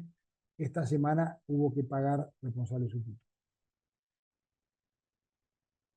Muy bien. ¿Estamos bien, Cristina? Porque yo estoy hablando desde hace no sé cuánto tiempo, hace como una hora que estoy hablando. No, no, estás perfecto. Igual Sí, estás a 15 minutos del cierre. No sé si quieren sí, pasar a estamos. preguntas. Ah, bueno, como quieran. Yo con el tiempo lo voy manejando para terminar las 8. Pero si quieren hacer alguna pregunta o Ah, comentario. listo, listo, porque está súper interesante. Está Bueno, excelente hasta ahora. voy concluyendo. Entonces, me falta, digamos, ganancias y demás, monotributo y demás. Bueno, se deroga, es decir, se deroga. Diputados o el proyecto derogó ciertas exenciones y beneficios a los contribuyentes. Esto hoy, repito, yo estaba yendo a la facultad y decía, no, el artículo tal debe reflotarse porque las horas extras de los trabajadores marítimos de mi provincia que tienen este beneficio. Bueno, muy interesante fue el debate, finalmente quedó todo en la nada porque, digamos, no fue aprobado este título. Entonces, como no fue aprobado, no tiene demasiado sentido qué fue lo que se opinó en cada caso, pero tómenme que si lo reflotara diputados tal cual como quedó, bueno, las exenciones de horas extra, bono de productividad, suplementario de personal militar, SAC, guardas obligatorias, se habló mucho de guardas obligatorias en el debate, bueno, quedaría todo sin efecto, se eliminarían estas exenciones que contempla la ley. ¿Cómo quedaría la modificación del mínimo no imponible para el año 2024? Hijos, bueno, hijos discapacitados y demás, ya tienen todos los valores, cómo quedarían los parámetros, atento a que se reflotaría la histórica consideración del impuesto a las ganancias, se eliminaría obviamente la imposición cedular, cuestiones vinculadas con el SAC, que se incorporaría dentro del marco de la liquidación, se incrementaría una deducción especial adicional para de alguna manera beneficiar al contribuyente. Y con relación a las actualizaciones, la norma prevé para el periodo fiscal 2025 la actualización semestral por IPC del mínimo no imponible y de las alícuotas de imposición. Esto le da bastante progresividad al régimen porque se va a hacer en junio, en enero y en julio. Por otra parte, se definen cuáles serán las alícuotas a aplicar en el año 2024, como así también se establece cuáles son las alícuotas que tendremos que usar cuando liquidemos las ganancias del año 2023, como así también se ratifica todo lo actuado, lo dicho, vía reglamento, vía decreto reglamentario por el gobierno anterior, con lo cual daría certeza de que no hay que pagar un retroactivo del año pasado. Como esto no fue aprobado, pues fue desestimado por senadores, se reflotaría obviamente la obligación de pagar 2023. Se derogaría la imposición cedular, se volvería a la sana práctica de la cuarta categoría. La derogación de la imposición cedular no es retroactiva a enero, es decir, los contribuyentes que no venían pagando porque pagan imposición cedular, no es que tienen que pagar por lo que no pagaron desde enero, la reforma tiene vigencia a partir de la entrada en vigencia de una eventual modificación. ¿Está bien? Se faculta al Poder Ejecutivo para modificar las alícuotas y modificar las deducciones personales en el año 2024. Recuerden que para el año 2023, en el 2022, el presupuesto había facultado a modificar las deducciones personales y no las alícuotas. Hoy tendría la facultad del Poder Ejecutivo de modificar ambas cuestiones y adicionalmente, en septiembre del 24, vamos a tener la chance de que se va a incrementar por default, digamos, por IPC de junio a agosto, las deducciones personales más allá, repito, de la chance que le permite el Poder el Legislativo, le permite al Poder Ejecutivo de modificarlo discrecionalmente. Monotributo, algunas cuestiones vinculadas con mínimos y demás, se incrementan sensiblemente los parámetros. Dicho lo bueno, digo lo malo. Cuidado cuando se vaya a decidir mantenerse en el régimen, ya que se incrementa sustancialmente el parámetro de cuota a ingresar. Se unifican las tres categorías que históricamente estaban divididas entre prestaciones de servicios y venta de bienes, se unifica, pero aquel individuo que está en categoría K y puede facturar hasta 68 millones de pesos, tiene que pagar 735.000 pesos por mes. Esto lo decía yo en un reportaje que me hicieron hoy temprano en la mañana. Hay que hacer estrategia fiscal porque tal vez no me convenga estar en el monotributo si mi margen de rentabilidad es bajo, porque voy a terminar pagando una tasa efectiva muy elevada, atento a la significancia del valor relativo. Facultades del Poder Ejecutivo para modificar estos parámetros, montos de facturación, alquileres de vengados y demás.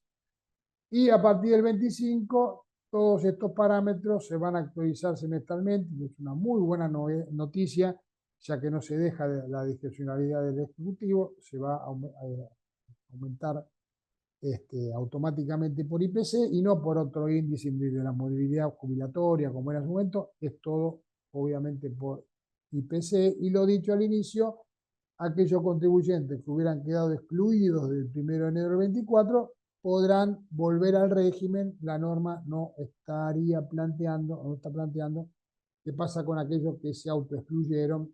Esto cuando yo decía que tal vez va a salir por reglamento. Queda derogado el impuesto a la transferencia de inmuebles, que estuvo vigente desde el año 1991. Esto quedó convalidado hoy día. Y finalmente se le dio sanción definitiva también al régimen de transferencia fiscal para el consumidor, donde cuando se realicen ventas a consumidores finales de bienes o servicios, vamos a ver que se habrá de tener que discriminar el impuesto valor agregado y cualquier otro impuesto nacional indirecto en el precio de la transacción. Esto repito que es interesante, veremos si es automático o tendrá que reglamentarse y tal vez demore en que se implemente. Bueno, hasta aquí llegué con el desarrollo.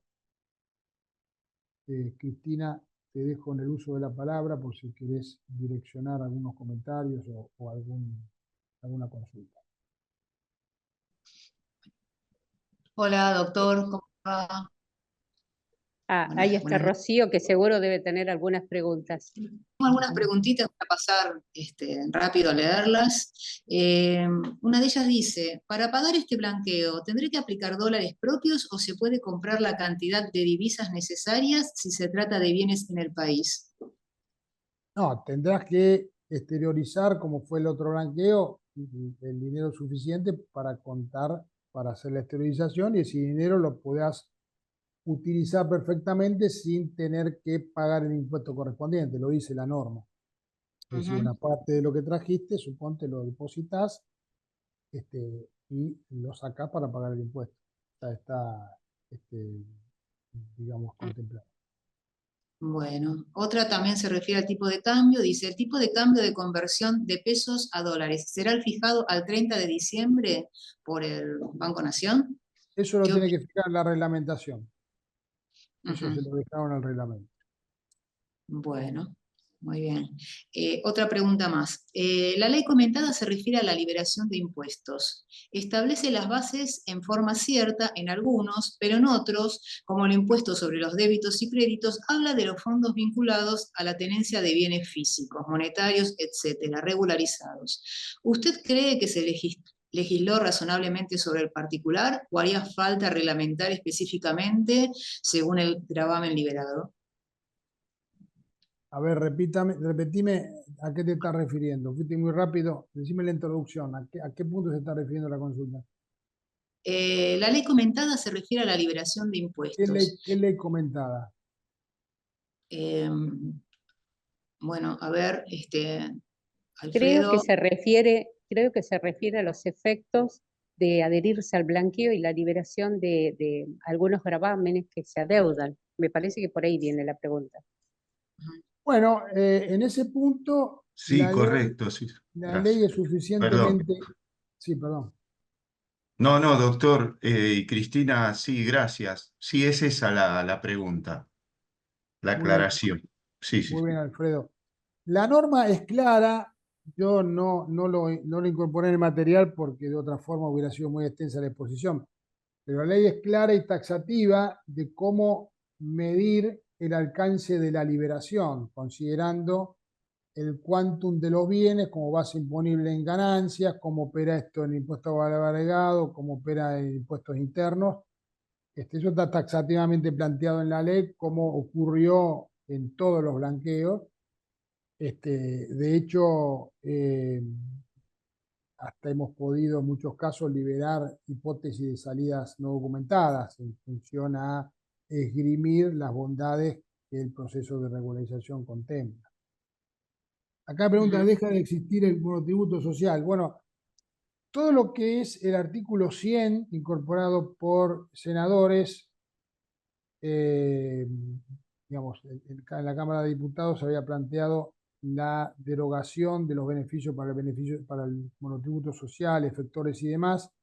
Esto se rechazó y volvió a tener vigencia este artículo 100 que contemplaba la derogación, si es a eso a lo que se refiere el consultante. Bueno, desde la Mesa Nacional le agradecemos, como siempre, a la doctora Mancilla, al doctor Rodríguez por acompañarnos, por la claridad de sus conceptos. Y bueno, le vamos a estar enviando a todos los asistentes de hoy el material en estos días vía mail y los esperamos el 11 de julio en la cuarta jornada. Desde ya, bueno, gracias a todos.